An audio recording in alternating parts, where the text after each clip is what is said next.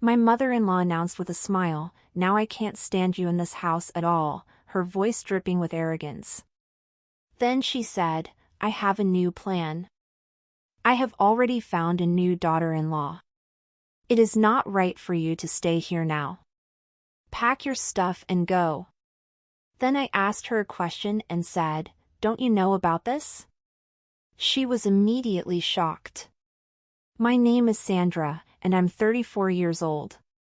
After graduating from college, I got a job as an engineer at a big company.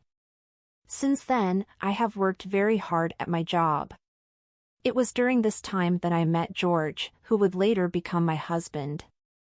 I met him through work when I was 28 years old. He was a salesman who often came to the company where I worked. He had always been kind to me, smiling and greeting me warmly, even though I had nothing to do with the transactions directly. It was at a company drinking party that I got closer to him. The person in charge of working with George liked him a great deal, and when we greeted each other, he left a good impression. The person in charge invited him to join us, and that was the first time I spoke with him. We hit it off when we discovered that we had similar interests and tastes. We exchanged contact information and started dating. 2 years after we started dating, we got married. We have been in love since the beginning of our marriage and are still a very close couple. My husband has been my rock, supporting me when I made big decisions, such as when I started my own business. I was unsure whether I should quit my job to work as a freelance engineer. My husband encouraged me, saying, "You kind of want to do it, that's why you're feeling bothered, right? If that's the case, you should give it a try." I tend to be cautious and not very adventurous, and I was worried about whether I could earn a steady income or take vacations. I focused on all the potential disadvantages and hesitated to take the plunge. But my husband reassured me, saying, "Don't worry, I will support you, even if you don't know much. Just go ahead and take the plunge." So, I resigned from my job and started working as a freelance engineer. My workload increased more than I had expected. It seems my experience working for a major company had made me trustworthy, and I was soon entrusted with many large projects. My income became incomparable to what it used to be, and my husband and I were thrilled to see our savings grow. I was happy about the increasing income, but even happier that my husband encouraged and supported me. With him by my side, I felt I could overcome any difficulties and take on new challenges. These days, we travel and go on drives together when my husband has time off. Of course, we still save money, but we also indulge ourselves without worrying about finances, and we are enjoying our time as a couple. Then, one day while working at home, I started feeling unwell. When my condition didn't improve after a few days, I went to the hospital for a checkup. To my surprise, I found out that I was pregnant. I went home, anxiously awaiting my husband's return that evening. I immediately told him when he got back from work, "Guess what? I went to the hospital today." "Oh, I see. I'm sorry I couldn't go with you. How did it go?" My husband was hanging his suit jacket on a hanger as he spoke. I chuckled lightly and said, "They told me I was pregnant." My husband stopped hanging up his suit and looked at me in shock. "What? Seriously?" "Yes," I replied, beaming. With a big smile on his face, my husband exclaimed, "Really? We did it! Thank you, Sandra." I was thrilled to see my husband so overjoyed. I, too, was looking forward to welcoming a child with my beloved partner. We're going to do our best together from now on, right? Yes, we will take good care of our child together. As we began to eat the dinner I had prepared, my husband continued to talk happily about the baby. We started discussing the baby's gender and what items we would need. "If it's a boy, I want to play catch. If it's a girl, I want to play house," he said with enthusiasm. Then I shared something I had been considering for a while. If you like, why don't we build a house soon? What? He asked, surprised. We have a lot of money saved up, and if we have a baby, the room we have now will be too small. I thought it might be a good time to buy a house. If we get a new place, the kids can run around as much as they want. Yes, and we'll have a room for the kids. I could also have a new workspace. I like it, it's very dreamy. We'll have a beautiful, spacious house for our newborn child. We decided to build a new house. On Saturdays and Sundays, we would go to open houses and work together on the floor plan, etc. We hurriedly made plans to have the house completed by the time the baby was born. About a month after we found out I was pregnant, my husband and I visited my in-laws to share the news. I felt a bit down about it. I wasn't very fond of my mother-in-law. Their house was about 30 minutes away by car, but I hadn't visited them often. When we were first married, I would visit during Thanksgiving and New Year's, but during those occasions, she would criticize me, saying that women focus too much on their jobs. Whenever I saw her, she'd ask when I was going to have grandchildren. She often complained about my work, saying, "All you do is sit around on your computer, don't you? I don't like you because you're kind of a nerd. That means you're not a social butterfly, right?" George is a very communicative salesman, but his wife is like this. It's not that I have poor communication skills, it's just that I'm good at computers and I enjoy my work, which is why I have this job. My mother-in-law had a lot of heartless things to say to me, but that was only when we were alone together. When my husband and father-in-law were around, she put on a mask. I was horrified each time and grew bitter towards my mother-in-law. Gradually, I began to avoid her and visited her less often. But this time, since it was to share the news of our child, I couldn't skip it. Besides, she had been asking me when I would have children. She would be happy to hear about this, right? As I felt a mix of anxiety and anticipation, my husband drove me to my in-laws' house. My mother-in-law, whom I hadn't seen in a long time, greeted me with her usual blank expression. However, when my husband spoke to her, saying, "Mom, it's been a long time," she immediately began to smile. Her tone shifted, and she started talking happily. "It's been a long time.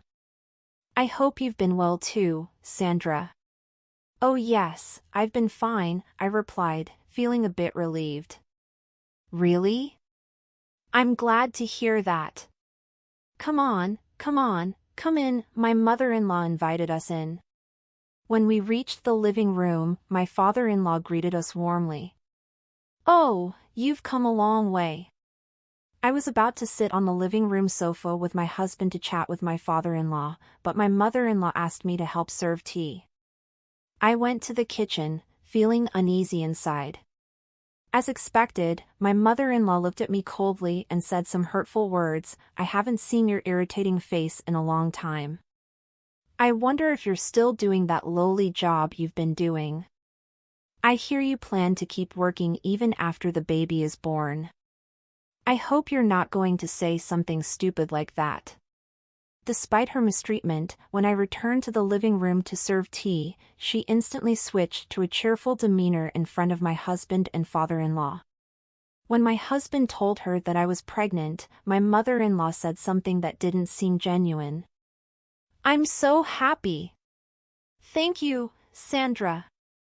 I can't wait to see my grandchild's face. You're a really good daughter-in-law." Her sudden change in attitude bewildered me, but I had no choice but to wear a fake smile. We had already told them about my pregnancy, and I just wanted to get out of there. I resolved to get through the conversation by giving appropriate responses. However, something unexpected happened during our chat. It all began with a casual remark from my father-in-law, "Won't your current room be a little small when you have a baby?" My husband happily responded about building a house, and then my mother-in-law jumped in, "What? You're building a house? A bad feeling crept over me. Then she made a surprising suggestion: let's make it a two-family house. What? My husband and I were taken aback. But my mother-in-law continued, seemingly unfazed by our reactions. Since this house is getting old anyway, we were thinking about renovating it soon or selling it and moving somewhere else. If we make it a two-family house, we can support Sandra during her pregnancy and live with our grandchildren too. Don't you think so, honey? My father-in-law looked puzzled by her comment. Well, it sure would be nice to live with my grandchildren, wouldn't it? Then my mother-in-law, as if she had another agenda, added, right. It's not easy when you have a baby, especially since you're planning to work after the baby is born, right, Sandra? Wouldn't it be reassuring if I were there to help with the housework and child rearing? She said this with a feigned look of concern on her face. My mother-in-law encouraged us to build a two-family house. The pressure was so great that I flinched, but my husband said, well, it's important, so let us think about it. Now that we've told you about the pregnancy, it's time for us to go home. I was surprised by how excited my mother-in-law was, but I felt relieved that she was happy about the birth of our child. However, I honestly believed it would be difficult to live together in the same household. After all, I still didn't trust her, considering the way she had been snubbing me. Since then, though, my mother-in-law seemed to have stopped harassing me. On the contrary, she regularly sent me emails expressing concern for my health. She replied to my messages with kind texts and didn't say anything unnecessary. I wondered if my mother-in-law had genuinely changed her mind.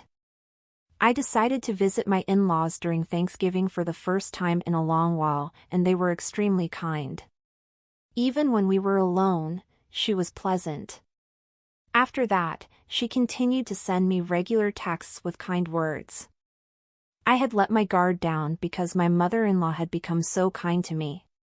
Then my husband asked me about living together with them. He wanted to ensure the house would be ready soon after our daughter was born. The deadline was surprisingly early, so we had to decide quickly what to do with the house. I had been working with my mother-in-law, who was becoming much kinder to me, and I was beginning to think that living in the same house with them might be fine. I certainly appreciated my mother-in-law's help with housework and childcare. I could ask her to take care of my child when I needed to concentrate on my work. Let's just go ahead and build a two-family house, I said. My husband looked surprised. Is that really a good idea? You don't like my mom, right? What? I don't know. I just don't think you and Mom have ever really gotten along. I felt like my husband was watching me carefully. I knew there was still a part of me that didn't like her, but lately, she had been very kind, and I thought we could get along now. Thank you for saying that. I'm glad you care about my parents, he replied. You're right, my mom can be a bit of a pain, but I'm sure she will take good care of the kids. So, we went to the construction company we had originally hired and informed them that we wanted to change our plans to a two-family house. Since we had already decided on the floor plans to some extent, we decided to expand the rooms based on that. The arrangements for the new house went smoothly, and we even visited the construction company with my in-laws. I thought it would be quite lively with the birth of our child, and I was excited about the fun to come. A few months passed, and I was about to enter the last trimester of my pregnancy when construction started. I was very happy to see my in-laws cheering for me. It felt like our new life was finally starting. A few months later, I successfully gave birth to a healthy baby girl. My husband and in-laws were delighted, and all we had to do was wait for the house to be built. Finally, the new house was completed. My husband and I took our daughter to the new house. It seemed that my parents-in-law arrived just at the same time, so we entered the house excitedly. The new house was so beautiful and spacious that just walking around it filled us with happiness. My husband and father-in-law were both thrilled to be in their own rooms when I was suddenly called by my mother-in-law. "Come over here for a minute, Sandra." I thought she was at her house, but for some reason, she was at ours. I went to the kitchen, where she called me. "What's wrong, Gemma?" "I can finally tell you.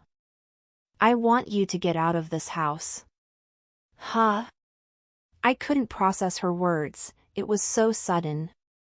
As I froze, my mother-in-law continued, looking at me with the same disdain she had shown in the past. "I didn't want to be nice to you, but I dared to be nice because George was building me a house. It's been really tough these past 6 months, but now all my hard work has paid off." "What do you mean?" I managed to ask, my voice trembling. My mother-in-law sniffed and continued, "I've never liked you in the first place. You never quit your job, and now that you've finally had a child, it's a girl." "Yes, but you said you'd help me with the housework and child-rearing." "That was a lie." "It was all a lie to get George to do what I wanted. But now that the house is built, you're no longer needed. Now, divorce George." Then she said something even more shocking. "I already have a potential new wife for him." "What?" I was stunned. "She's the daughter of an acquaintance of mine. She wants to be a housewife, so I'm thinking about bringing her in and making her George's wife in this house." "No way." I felt completely shattered. My mother-in-law had not changed at all. In fact, she had come up with an outrageous plan. With a look of triumph on her face, she said, "You incompetent wife, get a divorce and get out of here right now." At that moment, something snapped inside me. There was no more forgiveness for this woman. "You will regret saying that." "Regret? Why?" she scoffed. "Haha, because of this house." Just as I was about to continue, my husband came over to me. "Hey, Mom, I heard what you just said. What do you mean you're kicking Sandra out? Or that you will have a new wife? Don't go around saying weird things like that and getting us in trouble." When my husband said that, my mother-in-law was momentarily upset that she had been overheard, but she resumed her tirade. "I'm only saying this for your own good. I don't need this wimpy woman living in your house. Get a new wife who is young and can give birth to a boy." My husband turned pale and confronted her. "What? Don't you know what you're talking about? Sandra built this house, remember? That's why the house is in Sandra's name." "Huh?" My mother-in-law rolled her eyes and froze. "That's such a lie, isn't it?" my husband told my mother-in-law in disgust. "I've mentioned this before, right? Sandra's income has gone up since she became a freelancer." "I'm sure I've heard you say something like that before," she replied dismissively. "What that means is she makes enough to buy a house. Sandra is a very good engineer, that's why she's taking on big companies as an independent contractor. When you work with a client as an independent contractor, you keep all the money, so you can earn a lot. She makes about 10 times more than I do." "Huh? 10 times?" My mother-in-law's eyes widened. "Can I say it?" I shook my head as he asked. "She makes about $3 million a month." "Oh no!" My mother-in-law was completely taken aback. She had no idea I was earning that much money, and her shock was palpable. Just then, my father-in-law arrived. "I wondered where you went. I thought you might be at George's. What are you doing here, by the way?" My husband told him exactly what my mother-in-law had said to me earlier. His face turned red. "So you were talking to Sandra like that? You have done a shameful thing by bullying her." My mother-in-law was visibly shaken by my father-in-law's angry voice. "Sandra, please be honest with me. Has my wife been mistreating you? When my father-in-law asked me that, I decided to tell him everything honestly, how my mother-in-law had been bullying me since the beginning of my marriage and how she had only been kind when we were building the house. He glared at her. I'm already disappointed in you. I'm divorcing you. What? She exclaimed. I don't want to be with a woman who can't take care of the person who is important to her son. If I retire, the person I'll be around all the time will be you. I don't want to be miserable in my old age. You are the one who is leaving. I'm divorcing you right now. No way. My mother-in-law couldn't stand up, she crumbled and cried, but no one was on her side. My husband forced her to get up and get into my father-in-law's car. He apologized to me and returned to their house.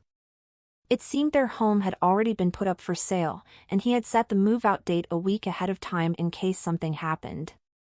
In the meantime, he served my mother-in-law with divorce papers and moved into our duplex. Initially, he hesitated to stay with us out of reservation, but we had no bad impressions of him, so we proposed that he live with us. My mother-in-law was kicked out of her house with no job and no one to rely on, so she moved into a cheap, shabby apartment. The marriage of her acquaintance's daughter and my husband was also cancelled. On top of being untrustworthy, she tried to introduce a married man, quickly losing all her friends and being seen as a bad person. I don't know what she has done since then, but I'm sure she is leading a miserable life. On the other hand, our family of 4 is getting along very well. My father-in-law and husband adore my daughter, filling our home with happiness every day. I believe we will continue to live happily together as a family, supporting each other.